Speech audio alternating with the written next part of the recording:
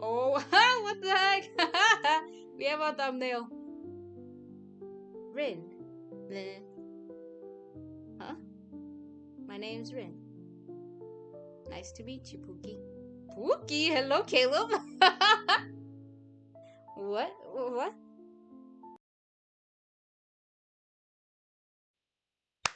Hi. We're back again. And yeah, today we're continuing on Bajo las Rosas. I believe I got the hang of how to say that.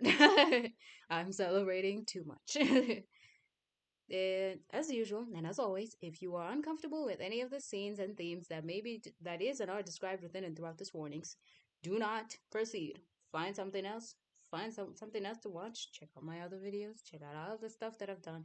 Check out someone else's videos. Okay, get comfy. But if you are good, let's continue. Let us proceed. I am going to have to. There are no saves, I forgot about that. I'm going to have to kind of speed run this just a little. So if you've not seen any of the other playthroughs, do check them out. Right now, I'm going to get to the point where it's going to be like, hey, what's that? We're making the first choice, and I'm going to see you there. See you in a bit. It's going to be like an instant clip for you guys. So yeah, BRB. Okay, we're back. I will start it off right here. So we may continue. It was my room.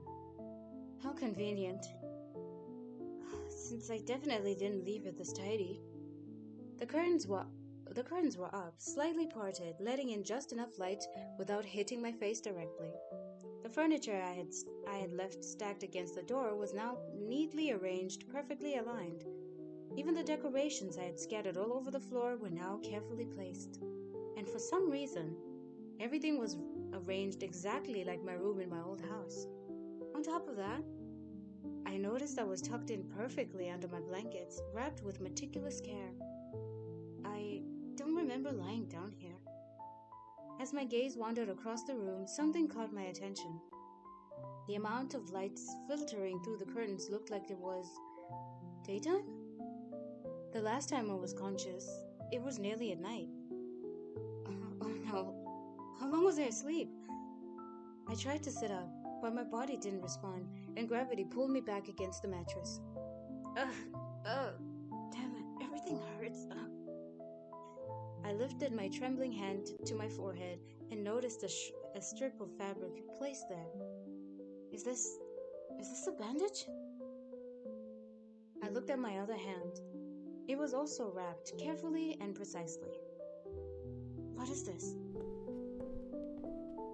Suddenly, I heard a faint noise on the other side of the door, like someone pacing back and forth. ... Wait, someone?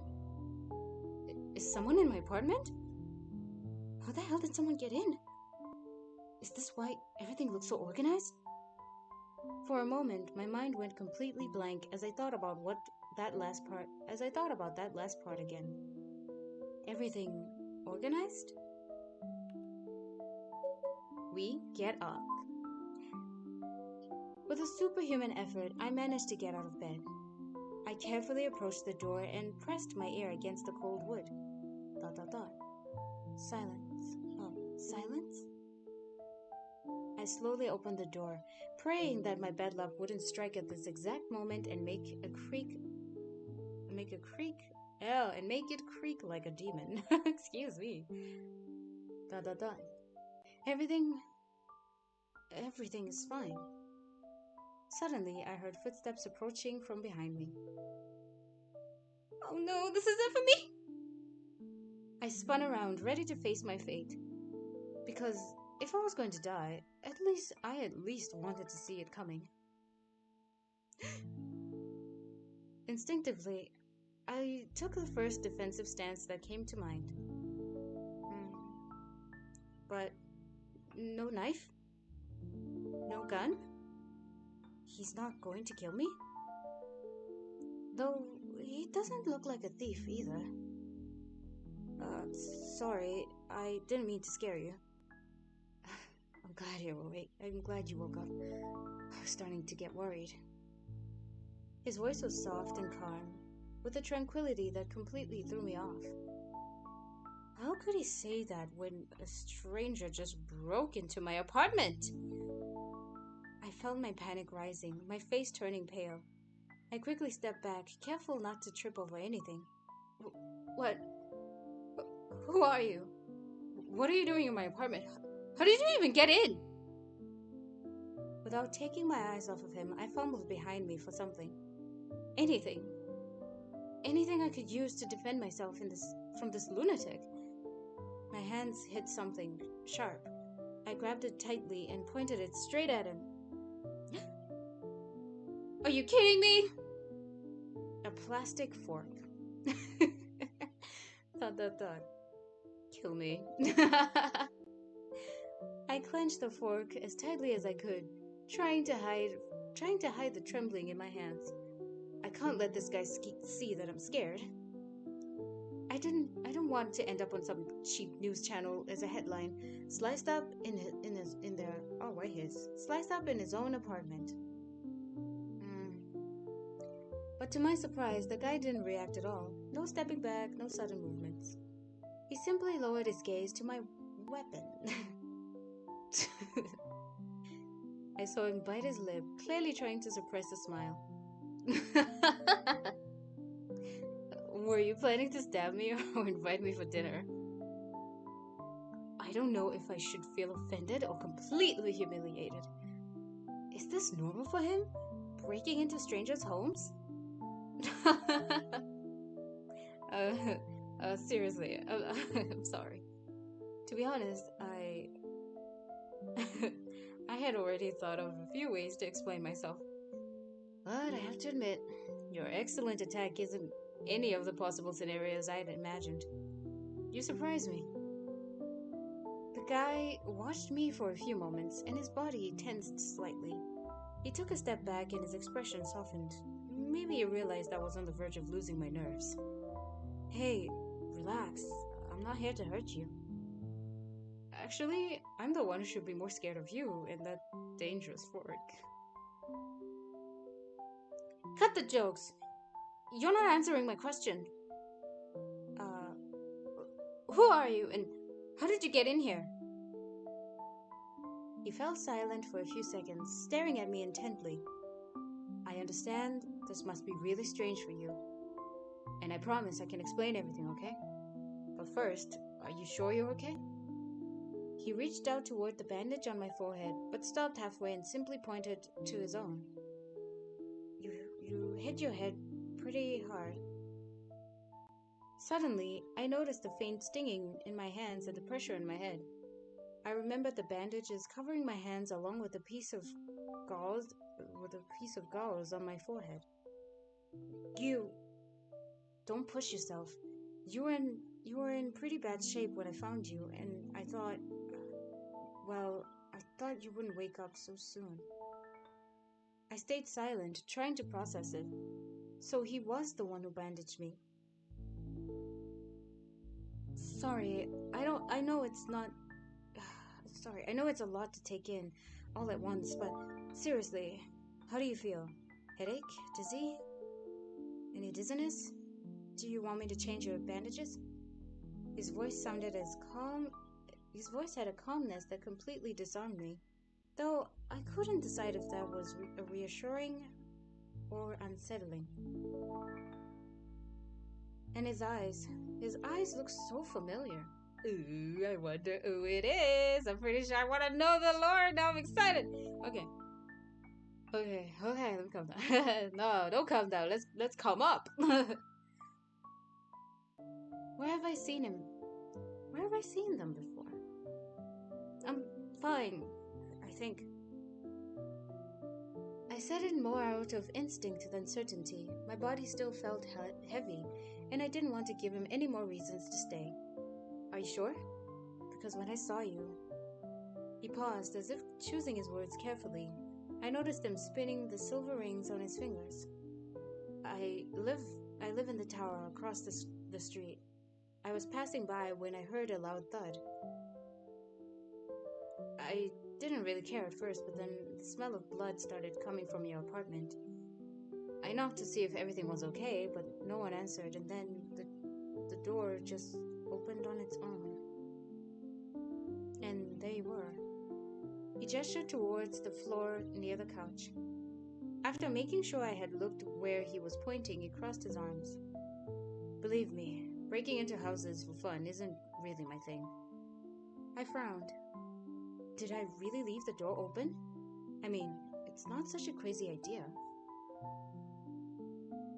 With how absent-minded I am, I wouldn't be surprised if I left the stove on. I shook my head, trying to focus on what actually mattered. That still doesn't explain why you decided to stay. His reddish eyes stared at me in disbelief, like I was the one who was not making sense. Alright, let's look at it this way. Would it have made more sense for me to find someone bleeding on the floor and not try to help? I hate to admit it, but he definitely has a good point. I guess I should thank you, but I don't think you should stay here. I think last time I said this, so we're gonna go to this one. He has a good point. Leaving you alone seemed like a bad idea. Besides, I wanted to make sure you were completely okay. Though now I see you're perfectly prepared for any emergencies. With that. But hey, in critical situations, creativity is key. Points for you. What the heck? He's just even laughing and just making fun right now. I lowered my gaze to my hands, which were still gripping the fork. I was starting to feel a little guilty. He had helped me, and I was just attacking him. I sighed and finally let go of the plastic fork, placing it on the back on the table where I'd grabbed it from. Alright, I believe you. I looked around curiously. But why is everything so neat? I definitely didn't leave it like this. The guy tensed for a moment and simply shrugged. What you hiding? What you hiding? While I was waiting for you to wake up, I picked up a little thing and put it in its place. Then another, and let's just say I got a little carried away. His tone grew a bit sheepish, and he started glancing around as if he wasn't fully aware of how much he had actually tidied up. He shook his head and quickly returned to his usual relaxed demeanor. But you have to admit, this place needed some fixing. It honestly looked more like a battlefield than an apartment. Even your poor bed, overflowing with clothes, wasn't spared. Alright, I have to admit, I appreciate that. Not every day does someone break into your place and clean it up for free. At that moment, my thoughts came to a screeching halt. I started scanning the room with growing anxiety. Hey, where are my roses? Your roses? Yes, I had a beautiful bouquet of roses that they were. I quickly looked towards the spot on the floor where I'd left them last night, but they were gone. My chest tightened. I looked at him with pleading desperation. I was definitely about to pass out again. For a moment, his expression changed, and he hesitated slightly, but he quickly returned to his usual tone. Yeah. He gestured towards the kitchen door. You had left them scattered everywhere, but surprisingly, they were still in decent shape. They just lost a few petals, and he seemed like he wanted to say something else, but stopped himself. Though I could already guess, it was probably about the bloodless stem on the floor. I picked them up and put them in water. I let out a breath, feeling my heart settle back into its normal rhythm. There was a slight discomfort knowing someone else had touched something so important to me. What is up with these roses, though? I need to know, Debs. Hello, please. But I was grateful that at least one of them, most of them, had been saved. They're really beautiful. Did you grow them yourself? Yeah. I love roses. That wasn't entirely true. Well, not 100%. Loving them isn't enough. It's just such a tiny, insignificant word compared to what I feel for them. You are clearly obsessed and kind of dependent. It's weird. saying saying only that would be like looking at a star and calling it pretty. It doesn't do it justice. Saying I love them and leaving it at that feels like it's far too shallow. But obviously, I wasn't about to tell my entire life story about roses to a complete stranger. So I decided to look away. I see. Not everyone has the dedication to create and care for something this beautiful. You're really talented. His words caught me off guard. I felt a faint warmth creeping up my cheeks and quickly averted my gaze. I guess. I tried to sound indifferent, but that was definitely not my strong suit. Before he responded, I hurried to change the subject. Alright, I guess I owe you a thank you. If you hadn't shown up, I probably would have ended up with an infection or just kept lying there bleeding out. Oh, was that a thank you? I didn't quite hear it. Could you say it again? Regret! Complete and utter regret! I shot him a death glare. Alright, I'm sorry. You're welcome. Woo! Wow! You blushed so much, it genuinely. What the heck? Dude, you need to go and you need to eat some meat. Why are you so pale? Look at that, he blushed so much, it looked like someone hit him with freaking, I don't know, tomatoes or something. Just, what the heck? It's so red. His smile shines, and that faint flush on his cheeks feels familiar. Just for a second, that warmth takes me to a place I thought I'd lost forever. ... I shook my head to clear those thoughts. This is definitely not the time to get nostalgic. Do you want something to drink? I mean, I don't have much, but there's water and some sodas. I started walking towards the kitchen, passing by him.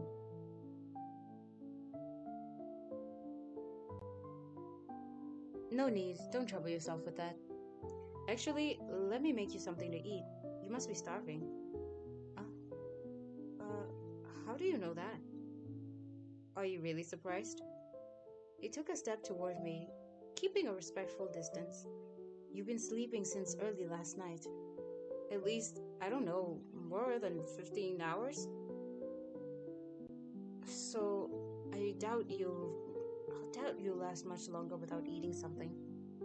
He leaned slightly towards me and just close enough, to get a better look at my face. Besides, ever since you woke up, you've been getting paler and paler. It's not too obvious, but it's noticeable. And it's easy to tell when someone has less energy than usual. Well, we've got ourselves a Mr. Observant here. ... Wait, than usual? But don't worry, I won't let you starve. It's not that bad, I'm fine. He didn't respond. He just kept looking at my face for a few more silent seconds. It's kind of uncomfortable, to be honest. However, his unwavering gaze also gave me a chance to observe his face more closely. I hadn't thought about it before, but if it was already daytime, that meant he had to have been taking care of me all night. Yet, despite that, he didn't look tired at all. Though maybe it was just because of his flawless red makeup. Without another word, he stepped away and walked towards the fridge, slipping off his silver rings. Alright. I'll take care of it. Take care of what? Making you something to eat. If you don't eat, you'll feel worse. If you feel worse, I'll worry. If I worry, I won't leave. Though honestly, I wouldn't mind looking after you again, as long as I don't have to clean up blood next time.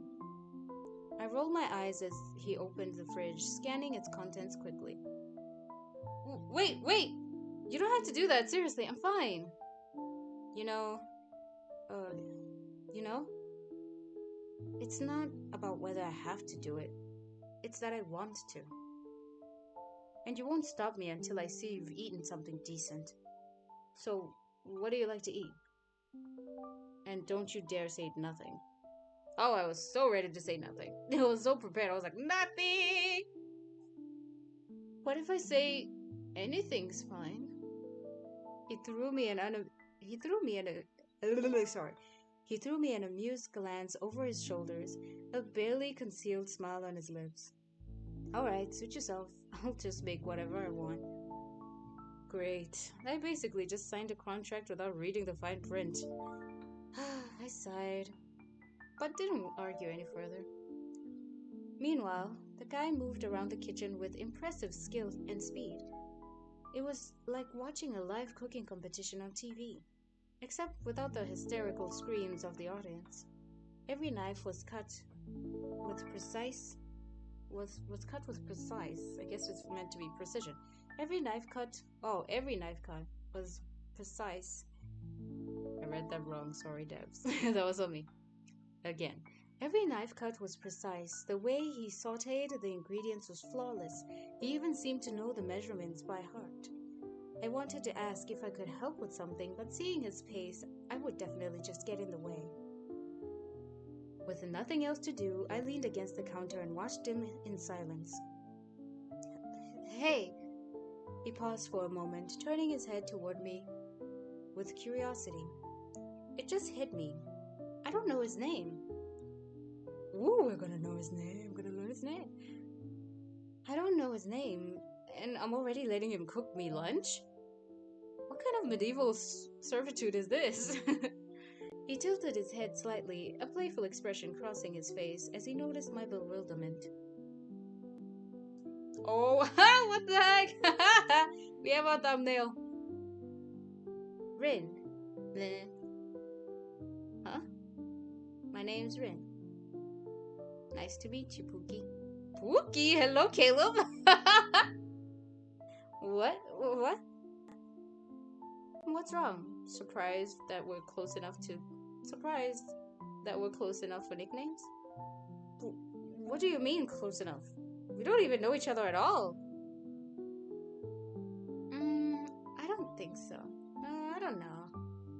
Technically, I saved your life, took care of you all night, and now I'm making you lunch. If you think about it, we're already past several important stages. Stages of what? Our future marriage, obviously. Oh my god! He's so cheeky. He's so tongue-in-cheek, bro. What the heck? What? What? No. What?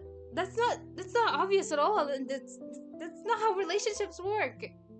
So, how much time do you need to accept that I'm the love of your life? One more day? Maybe 2? 0! 0, 0, 0! I need 0 days for that! Well, we'll see about that, dear denial-ridden partner. I ran a hand over my face, letting out a frustrated sigh. He really seems to find everything amusing. And apparently, I'm a part of that everything too. Alright. Back to what really matters, feeding the damsel in distress. I'm not a damsel in distress! Oh, you're not? Well then, I guess I'll just keep calling you Pookie. I crossed my arms, puffing my cheeks slightly. That was sweet. That was so cute. He let out another laugh, clearly amused by my indignation, before turning his attention back to the food. A few minutes later, the warm aroma of freshly cooked food filled the room. It smelled really good. Rin turned back to me, placing a plate of food and a glass of deep purple juice on the table beside me. Cute. It's so cute! I leaned in closer to the plate, taking in every detail in awe. Not only did it smell amazing, but it also looked adorable. Eating it almost felt like a crime. The comforting scent of warm food hit me all at once. It had been so long since anyone had cooked for me. I eagerly sat down to try it. Where did you learn to make this? I used to cook for the kids in an orphanage. They loved it when I made little shapes for their food. Sometimes they'd even start making up stories and playing instead of eating. So lunchtime turned into playtime whenever I cooked. Absent-mindedly, he spun one of his rings around his finger. When did he put those back on? I got scolded a few times for it, but it was worth it just to see them happy. He fell silent for a moment, staring at the table. Then, after blinking a couple of times, he seemed to realize he had shared something quite personal. But he just smiled and slipped back into his usual attitude. Although, honestly, my best ones are the rice bunnies. They're easier than other shapes, and besides, they're super cute, don't you think? Is he trying to change the subject while staying on the same topic? Oh, so you worked at an orphanage, huh? It's obvious you cared a lot. Dot dot dot. Yeah, something like that. Ooh, my hunch was right. He is an orphan. He grew up in the orphanage. Oh. He didn't look me in the eyes, but it was clear he didn't want to talk about it any further. I didn't want to make him feel uncomfortable either, so I just focused on my food. I took a bite, and as soon as the flavor spread across my palate, my eyes widened in astonishment. This is amazing! The fluffy texture of the rice contrasted perfectly with the softness of the vegetables, and there was perfect balance between sweet and savory, with a hint of spices that gave it a comforting, almost familiar taste. It was warm, homey, filled with something I couldn't quite describe, but that felt like a hug in the form of food. Rin chuckled at my exaggerated reaction, then leaned against the counter with his arms crossed, watching me as I continued enjoying my meal. After a few minutes, for a few minutes, everything felt peaceful. The atmosphere was incredibly comfortable, almost familiar, like we had known each other much longer than we actually had. As I kept eating, savoring every bite, a strange feeling washed over me. Warmth. But it wasn't just from the food, it came from him. It was happiness. But not the shallow kind. It was the kind of joy that fills the deepest part of your heart, the kind a child feels when they come home after a long day and find someone waiting for them with open arms. And that's when I realized I had felt this before. Yes, you had. Get to it, MC. Woo, let's go. This exact warmth, the same sense of security. Like I was exactly where I was supposed to be, and where I'd always been meant to be.